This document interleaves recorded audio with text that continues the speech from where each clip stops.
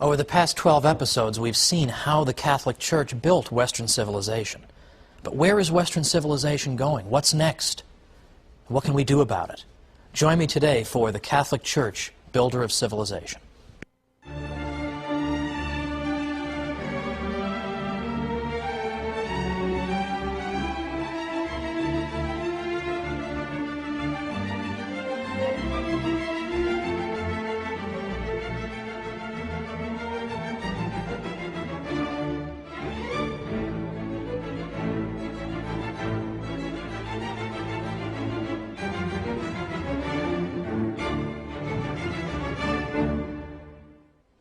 Welcome to the Catholic Church, Builder of Civilization.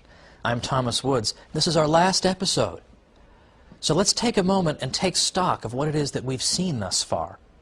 Because I think when you put it all together, it's a pretty impressive package for the Catholic Church after all. For instance, we went after the subject of science right away, because there I think people are most likely to disparage the Church or to think not especially well of her, that she has not distinguished herself very well when it comes to science. But to the contrary, we've seen that modern historians of science, who would know something about this, they do this for a living, are now no longer saying that about the Catholic Church, that she's just an enemy of science. We've actually seen that the Church, in fact, introduced into our civilization critical ideas that made it possible for science to develop. In fact, it's not just a coincidence that science developed in a largely Catholic milieu, in a world that was formed by Catholic ideas, but rather it makes perfect sense, as we saw earlier.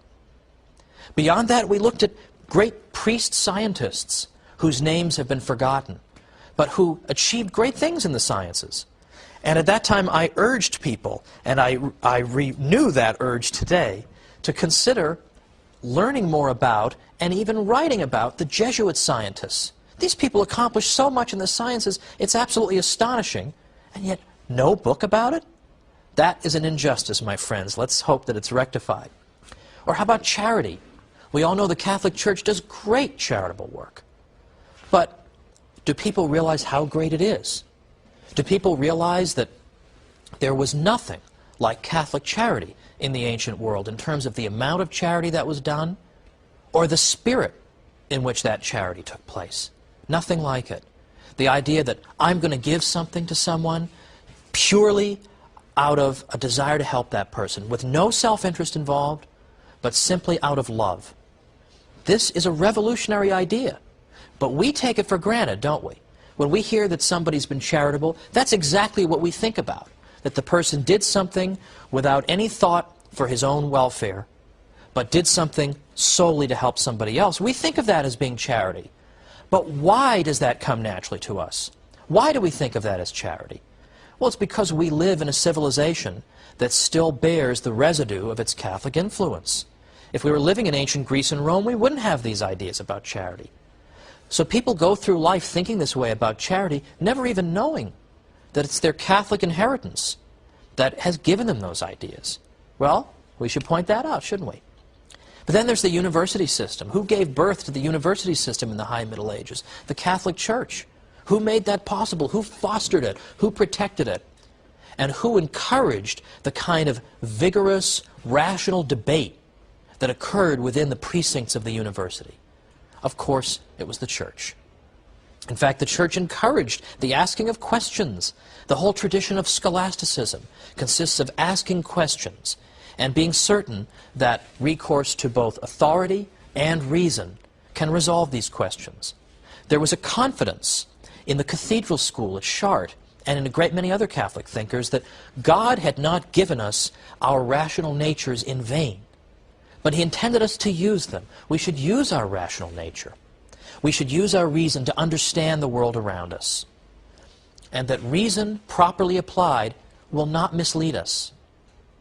We've also seen that the idea of rights comes out of the Catholic Church too. Now this, for a long time, has been assumed to be a teaching that comes from secular thinkers, or non-Catholic thinkers at the very least, perhaps in the 17th century, little before, little after. But we've seen that in fact the idea of rights, natural rights, rights that inhere in us as human beings naturally, rights that mean that you can't invade my person, you can't kill me, you can't steal from me. These things that inhere in us as human beings, these ideas developed out of the Catholic Church and her own canon lawyers. And here I rely on an important book by Brian Tierney, who's one of the great experts on the idea of rights. He has a great book called The Idea of Natural Rights. And it's there where you see the most systematic refutation of the idea that rights just came out of nowhere in the 17th century. He shows that they came out of the heart of the Church. Now, we've also seen that international law comes out of the Catholic Church, too. International law, which is closely related to the idea of rights, comes out of the Catholic Church. Because international law says that some countries don't have more rights than others, but that each state has an equal dignity, regardless of whether the ruler of that state is Catholic or non-Catholic. If his only crime, so to speak, is being non-Catholic, you can't just depose him for that, because his state has dignity and the right of self-government just the way as any Catholic state would have, or state populated by Catholics. So international law, the idea there's an absolute moral standard that governs the interaction of states. Where does this come from? It comes from the Catholic Church with Francisco de Vitoria and Francisco Suarez and de Soto and all these other thinkers. Even law itself, law domestically, is indebted to the Catholic Church because the canon law was the first modern legal system in Europe. Because for the first time, church law was brought together systematically and presented in a coherent whole, where all contradictions that might have existed have been reconciled. That's what modern states in Western Europe did when they were developing their own legal systems. They used the model of canon law as to how you go about doing that. Now, in our first episode, I made brief mention of the study of economics. Now, economics really is an interesting science, so I don't want to hear any objections to economics. But economics is often thought to have emerged in the 18th century. In the 18th century, sort of deistic thinkers, or thinkers who certainly weren't Catholic, just suddenly came up with the idea of economics, just kind of poured out of their heads. But in fact, that's not what historians today are saying. For the past half-century, historians who write about the history of economic thinking are now saying that it's not Adam Smith in the 1770s who just gave birth to economics, just came all out of his gigantic head. But instead, they're now pointing to people called the late scholastics, who were Spanish thinkers. Well, they weren't all Spanish, but the best ones were Spanish. So all you Spaniards out there, congratulations. As the source of modern economic thought, the late scholastics are really the source. One of the great 20th century economists, Joseph Schumpeter, said, "It is they who come nearer than does any other group to having been the founders of scientific economics." And there's been much scholarship written about this ever since Schumpeter wrote in the 1950s. Modern historians of science have continued to uncover the critical and important insights into economic thought of these people. For example, Raymond de Roover, Marjorie Grice Hutchinson, and scholars who are still alive like Alejandro Chafuin and Harry Vereiser at the University of Detroit. This is an important contribution as well. Now let me give an example of what I mean here. In the 16th century, when precious metals coming from the New World began to reach Europe, people noticed that prices rose. So what they recognized was there was a kind of a fixed cause and effect relationship going on here, that there was a relationship, some kind of a relationship, between the level of prices and the amount of money. So in effect, this was like an economic law. So they understood scientifically that there were relationships at work in the world of economics. This is an essential breakthrough. They also wrote great moral treatises relating to economics. Like Juan de Mariana wrote a fantastic treatise denouncing inflation, when governments inflate the money supply and thereby make each unit of money worth less. He denounced this as a terrible, inexcusable crime. Kings used to call in the coins in their realm and then clip them and save some of the metal and then return the coins to the people. And of course, he's gained an awful lot for himself, and they're stuck with these crummy coins they have to exchange at the old value. Juan de Mariana denounced this because he understood the economics behind it. Now, how did this go unheralded for so long? Why for so long did we all think Adam Smith had a gigantic head? Like, why did we think this? In part, it's because the people who wrote this stuff, the late scholastics, they didn't write books on economics for the most part. They wrote great moral treatises. And in the course of their moral treatises, they referred to economic topics. But they never had a book that said, here's our stuff on economics. So it was easy to overlook it. In addition, they wrote in Latin. And by and large, scholars today, particularly in economics, are not known for reading Latin. And so this was simply forgotten. And only now are we digging it out and saying, Catholics did this too. It's unbelievable. So I would say that we put this all together, and we haven't even talked about art and architecture. I assume that's taken for granted. The Catholic Church built Western civilization. And yet, not to beat a dead horse here, but this is one dead horse that amply merits a substantial beating. The European Union Constitution refuses to acknowledge the Catholic inheritance. Not a word. Western civilization comes from the ancient world, the Renaissance, the Enlightenment, and that's it. And whatever happened in between, nobody really knows, couldn't possibly have been very important. Seriously, only an imbecile could believe this now, given all the evidence that's out there. But this is what we're told by the European Union. And it can't just be ignorance. It isn't just that they're dummies and they haven't done their reading. It can't be that. Because nobody who would presume to make a statement officially on behalf of the European Union could be that uneducated. It's frankly because of hostility toward the Church. There is a hostility toward the Church. We all know it. And in fact, this colors people's statements and judgments. They don't want to give the Church credit for things.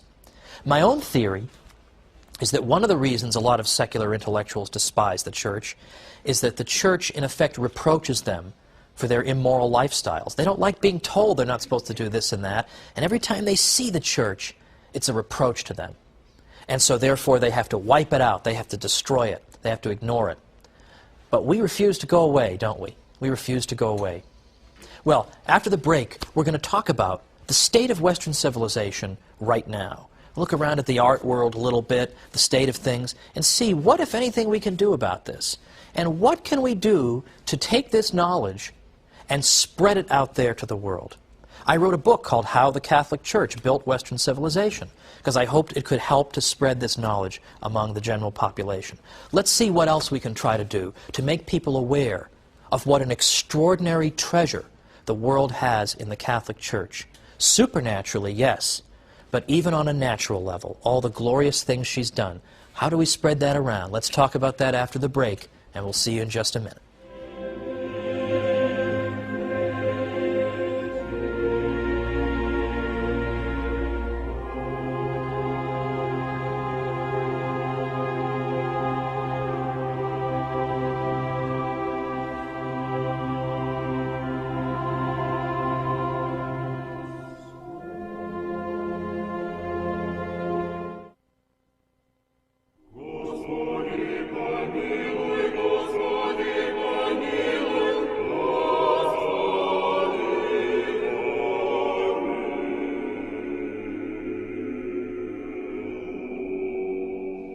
Welcome back to the Catholic Church, Builder of Civilization. I'm Thomas Woods. Today we're sort of summing things up and then looking forward. We're looking at things the Church has done in the past and then thinking about what are we going to do in the future? What are we going to do to redeem Western civilization? Build it back up again to where it belongs.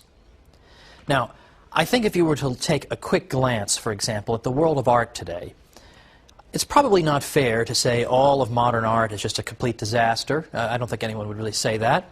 However, I think we can say that there seems to be a relationship between a civilization's view as to whether there really is a transcendent, there's something that is beyond our experience, and a civilization that doesn't believe that believes in materialism. Materialism in this sense doesn't mean greed, it means believing that matter is all there is. If something isn't physical, then it doesn't exist. That's what materialism teaches. And it seems to me fairly obvious that the type of art you would see in those different types of civilizations would differ from each other. And this is a point that Jude Doherty made. He's the Dean Emeritus of the School of Philosophy at the Catholic University of America. And he's made this point. He asked the question, could a great Gothic cathedral, or indeed Gothic architecture in general, could that have been built in a materialistic culture? And likewise, could some of the hideous things that we see around us all the time, what Doherty calls Lego set architecture, we're surrounded by everywhere, would that have been built in an age and a culture that believed in the transcendent? When you, in effect, when you believe in materialism, what you're saying is that there is no meaning to life. If all there is matter, if matter is just dead, it has no purposes, then there is no meaning to anything if there's no transcendent. And if you really believe that life has no meaning, it would be a miracle if that belief weren't in fact reflected in your art. And we see that. Of course, we see that everywhere. Now, I suppose it's shooting fish in a barrel to criticize some of the excesses of modern art, so I'm not going to do that. There's a little bit of that in my book, and you can find that all over the place. But I do remember walking into my classroom back in the years when I was a professor in New York, and I had a newspaper article, and I said to them, this is a Western Civ course, I said, ladies and gentlemen, I want to update you on the state of Western civilization. And I read to them this news item. And it was a news item about the Turner Prize exhibition in England. It was a prestigious art prize. And one of the exhibits was called The Lights Going On and Off.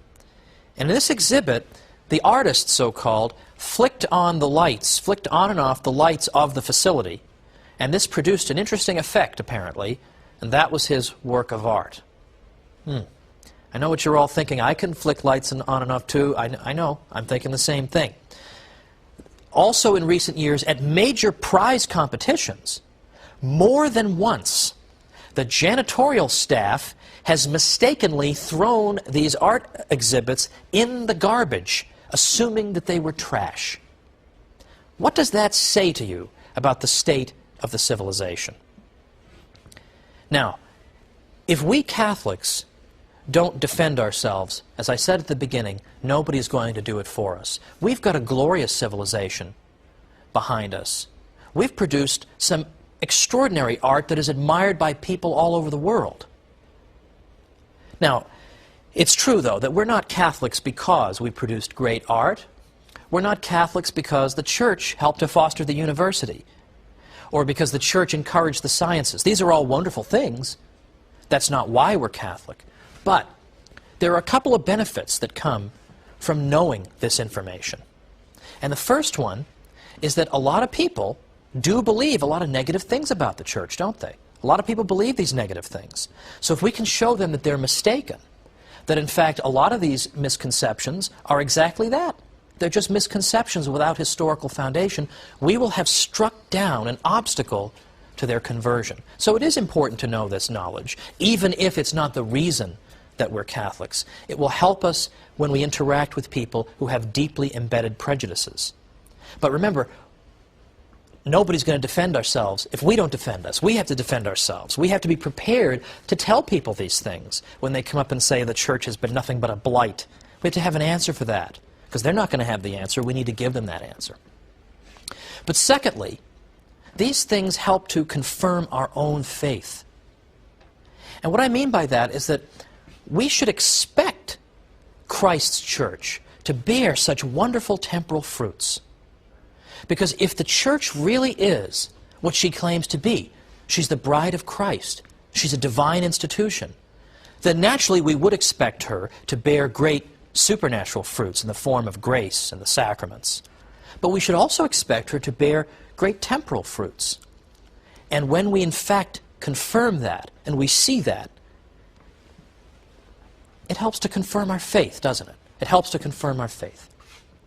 Now, looking at the state of Western civilization, our past couple of popes have been frankly saddened and have noted the attempt by people to pretend that the Catholic inheritance is dispensable or perhaps doesn't even exist. You cannot think of constructing a common European house neglecting the very identity of the peoples of our continent. That's what Pope Benedict XVI said recently. He's very interested in this subject of how do we redeem Europe. Pope John Paul II, on one of the 9 or so trips to Poland that he took during his pontificate, said this to the crowd: giving in to desire, to sex, to consumption, that is the Europeanism that some supporters of our entry into Europe think we should accept. But we mustn't become part of that Europe. We, he said, were the ones who created Europe, and with much more effort than those who claim exclusive rights to Europeanism. What is their criterion, the Pope said? Freedom. But which freedom? The freedom to take the life of an unborn child? Brothers and sisters, he concluded, I protest against this concept of Europe held by the West. And this message must be shouted loudly from this land of martyrs. Europe is waiting for redemption. The world needs a redeemed Europe. Now, I myself am a convert to the Catholic faith. And when I initially converted, I converted in large part because of theological and scriptural reasons and a lot of study. And I knew I had done the right thing. I knew I had acquired the pearl of great price. Well, this project has been, in effect, like a second type of conversion for me. I've renewed all the enthusiasm that I had for the church when I first entered. Because I knew a lot of this stuff about the history before I wrote How the Catholic Church Built Western Civilization, but I learned a lot more as I did it. And I said to myself, this is it. This is the institution that Christ established. Look at it. Look at all the wonderful fruits. Now, how are we going to get this out there? Well, I would say a key method is educating ourselves, and that includes educating the next generation. So it seems to me that either homeschooling or Catholic schooling that includes sound historical study is absolutely indispensable. Because let's be honest, a lot of people in the world are not particularly knowledgeable about the stuff we've covered here. So it only takes 2 or 3 really well thought out sentences to knock over their whole case. So if we got our kids ready so that when they go out there and they find themselves fighting against anti-Catholic propaganda, if they're ready to meet it on its own terms, people are going to be stunned. They're not going to know what to say because nobody's got a good historical foundation. But disproportionately, I believe that students who are being homeschooled, even though they're a minority, they will still disproportionately, out of proportion to their numbers, be numbered among the educated people of our world to come. And they will be ready for the usual claims made against the church. That's essential. We're all set to get started homeschooling our kids. I can't wait to do it. But in the case of my own conversion, you know, I remember, if I may be pardoned this personal conclusion, I remember I was on the verge of converting. And, you know, people wanted to send me books showing me why Protestantism was false and Catholicism was true.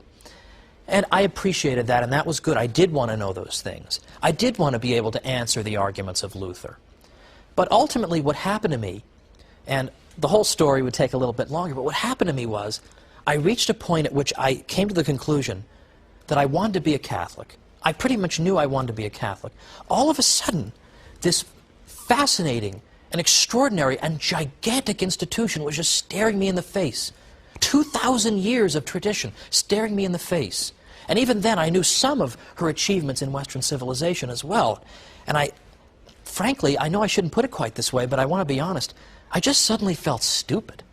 I just thought that all this time, I've had this institution and all its glorious benefits and all the wonderful things she's done and all her beauty staring me in the face, and I haven't immediately rushed to embrace her. Frankly, I just felt stupid. I didn't really need books showing me why I had been wrong before. I knew there'd be time enough to study all the ins and outs. I just wanted to learn the faith. Just teach me the faith. Show me what the church teaches. That's what I want. I read Father Hardin's Great Catechism. I just absorbed it, and I said, yes, this is what I've been thirsting for. And I bring this up because I have a friend who contacted me not long ago, and he's having second thoughts. He's a Protestant, and he's thinking maybe he wants to become a Catholic. And my first instinct was, let me send him all these books showing him why he's wrong to be a Protestant. And I realized, you know what, he's going through just what I went through at that time. He just feels like kind of a doofus, that all this time he's neglected the pearl of great price that's staring him right in the face. This great institution, the most beautiful institution in the world. So instead, I just sent him books that explain the faith. Here is what it is. That is what converts people. And so when I finally converted, I said to myself, you know, no longer do I have to feel alienated from this extraordinary institution that has built the very civilization in which I live. I'm part of her now. And all those saints who lived from that 1,000-year period that Lutherans despised as having been unbiblical, They became my friends. I could be friends with St. Anselm, whom we talked about in this series. I could be friends with St. Thomas Aquinas. I wasn't alienated and separated from them. I was united to them in the bond of the communion of saints. This, in effect, was what helped bring about my conversion, and why this historical project for me has in effect brought back so many wonderful memories, that all these things are what brought me in, ultimately, in the beginning. Now, one of my favorite quotations from the saints comes from St. Thomas More, who said that nobody on his deathbed ever regretted having been a Catholic. Now, isn't that true? Speaking to an audience of Catholics and non-Catholics, I can assure you that that is true. Now, over these 13 weeks, including today, it's been a real pleasure, if I may quote some other people in television, to come into your living rooms, and I'm deeply honored that you've welcomed me. I hope that some of the material that we've covered has been helpful to you, has made it easier for you to defend the Catholic faith, and has, in your case, as in mine, helped you to fall in love with her all the more. And so I wish you all the blessings of God, and I say to you, thank you very much for joining me, and God bless you, and perhaps we'll meet again sometime in the future. Thanks so much for being with me for the Catholic Church, Builder of Civilization. I'm Thomas Woods.